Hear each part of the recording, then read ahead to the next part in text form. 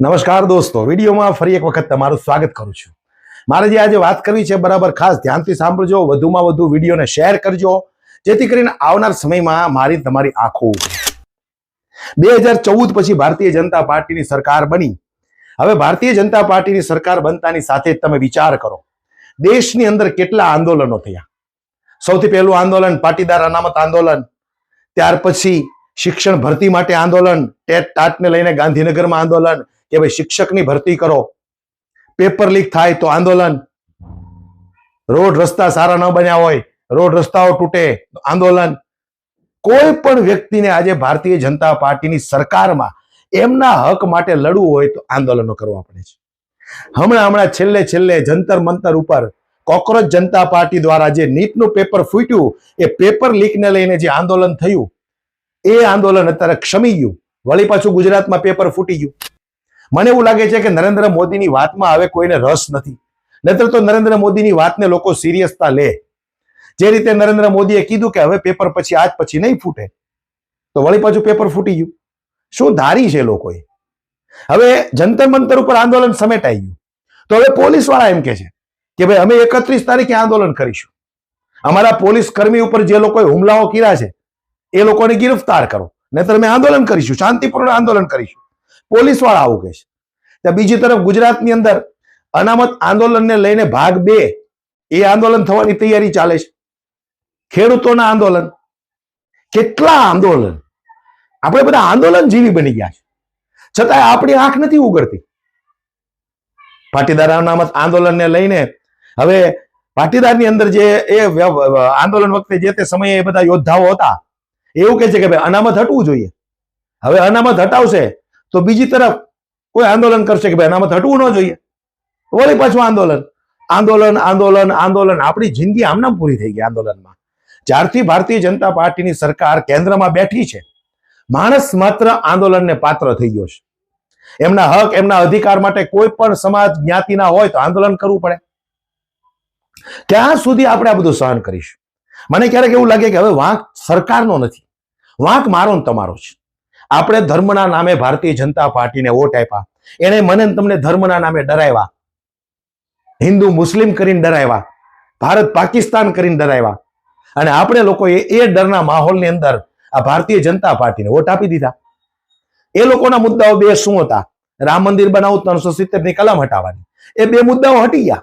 એ મુદ્દાઓ પર હવે એ લોકો વોટ માંગી શકે એમ નથી. એમ છતાં પણ ભારતીય જનતા પાર્ટી આજે પણ ધર્મના નામે વોટ માંગે છે. પ્રભુ શ્રી રામના મંદિરમાં આટલી મોટી ચોરી થઈ. હવે જે લોકોએ પ્રભુ શ્રી રામના નામે વોટ માંગ્યા હોય, એ જ મંદિરની અંદર ચોરી થઈ જાય, તો મારે તમારે વિચાર કરવો પડે કે આ લોકોને આપણે વોટ કઈ રીતે આપવા. ગુજરાતના આટલા ખેડૂતો પોતાની જમીન બચાવવા માટે આંદોલન, કેટલા આંદોલન. ધર્મની આડમાં આ લોકોએ મને તમને એવા બાંધી દીધા છે, એવા ગુલામ બનાવી દીધા છે કે આપણને સારું શિક્ષણ, સારું આરોગ્ય, સારી સુવિધાઓ નથી દેખાતી. દર ચોમાસે રોડ તૂટી જાય, જનતા હેરાન થાય, દુખી થાય, પરેશાન થાય. એ મંત્રીઓના પેટનું પાણી નથી હલતું. લોકોના ઘરમાં પાણી ભરાઈ જાય, ઘર વકરીનો સામાન બરબાદ થઈ જાય, દુકાનમાં પાણી ભરાઈ જાય, કરોડોનું નુકસાન થાય. 2-5 હજાર રૂપિયા આપી અને જનતાને વળી પાછા શાંત કરી દે. જનતા તાળીઓ પાડે. બસ આ જ ચાલે છે નાટક. કરોડોના કૌભાંડ કર્યા ભારતીય જનતા પાર્ટીની સરકારમાં એમના મંત્રીઓએ. કોને શું થયું? આજે એક સામાન્ય માણસ જો એક નાનકડી ભૂલ કરી નાખે તો સીધો જેલના હવાલે. કોઈ બિઝનેસમેન ભારતીય જનતા પાર્ટીને સવાલ પૂછે, એમના વિરુદ્ધ કંઈ બોલે તો ઈડી સીડીની રેડો પડી જાય. વિચાર કરો તમે, દિલ્હીની અંદર ચાલુ મુખ્યમંત્રીને જેલમાં નાખ્યા. આ દેશનું મોટામાં મોટું દુર્ભાગ્ય કહેવાય. હું એવું નથી કહેતો કે કેજરીવાલને નાખ્યા એટલે કેજરીવાલની હું તરફેણ કરું છું, પણ ભારત દેશની અંદર પ્રથમ વખત આવું બન્યું કે ચાલુ સત્તામાં રહેલા મુખ્યમંત્રીને આ લોકોએ જેલમાં નાખી દીધા. આ દેશનું મોટામાં મોટું દુર્ભાગ્ય છે, લોકશાહીનું હનન છે આ. પણ આપણે નહીં બોલીએ, કારણ કે આપણને આ લોકોએ ધર્મના નામે બાંધી દીધા છે. ધર્મના નામે બાંધી દીધા છે. ક્યાં સુધી આપણે આ બધું સહન કરીશું દોસ્તો? આજથી 10 વર્ષ પછી મને એવું લાગે છે કે ભાઈ જનતાને જરા પણ ન્યાય જોતો હશે, એમના હક અધિકાર માટે લડવું હશે, તો સીધું જ આંદોલન કરવું પડશે, નહીતર સરકાર તમારી વાત નહીં સાંભળે. આ કોકરોચ જનતા પાર્ટીએ જે આંદોલન કર્યું ને એમાં પ્રથમ વખત સરકાર ઝૂકી. તો હવે જનતા શીખતી જશે કે ભાઈ આપણા હક, આપણા અધિકાર માટે, ન્યાય માટે આંદોલન કરવું પડશે. તો આપણે બધા આંદોલન જીવી બની ગયા છે. વાંક સરકારનો નથી, વાંક મારો તમારો છે. જ્યારે જ્યારે ચૂંટણીઓ આવે ત્યારે આ લોકો આપણને ધર્મના નામથી ડરાવે, હિન્દુ મુસ્લિમ કરીને ડરાવે, ભારત પાકિસ્તાન કરીને ડરાવે, અને આપણે બધા કમળને વોટ આપીએ છીએ. આ આપણી મોટામાં મોટી ભૂલ છે. આજે રીબાઈ છે, બધા તકલીફમાં છે. ખેડૂતો કેટલા પરેશાન છે. એક દોઢ મહિનાથી ખેડૂતો પરેશાન છે. એમની પોતાની માલિકીની જમીનની અંદર આ પ્રાઇવેટ કંપની વાળાઓ વીજ પોલ ઉભા કરે છે, ગેસની લાઈનો દોડાવે છે. શું કરી શકે બિચારો ખેડૂત? આંદોલન કરે તો દંડા પડે, જેલમાં જવું પડે. ક્યાં સુધી ટક્કર લઈ શકે?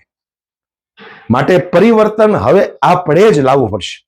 ધર્મના નામે આ લોકોએ વોટ માંગ્યા, આપણને ડરાવ્યા. હિન્દુ ખતરામાં છે. ક્યાં હિન્દુ? કયો હિન્દુ ખતરામાં છે? મને એક વાતનો જવાબ આપો હાલો. કયો હિન્દુ ખતરામાં છે? જે જગ્યાએ જ્યાં આંદોલન થતું હોય, દંડાઓ પડે, માથાઓ ફૂટે, તમામ હિન્દુઓના જ માથાઓ ફૂટે છે. હિન્દુઓને જ આંદોલન કરવા પડે છે. તો ખતરામાં કોણ છે? હિન્દુ ખતરામાં છે, પણ કોનાથી? આ સરકારથી. એ લોકો તમને એમ કહે છે કે ભાઈ હિન્દુ ખતરામાં છે. 700 વર્ષ મુગલે રાજ કર્યું, 200 વર્ષ અંગ્રેજોએ રાજ કર્યું. ભારત દેશનો હિન્દુ ક્યારેય ખતરામાં આવ્યો નથી. આ લોકો આપણને ડરાવીને એકદમ નમાલા માયકાંગલા જેવા કરી નાખ્યા છે.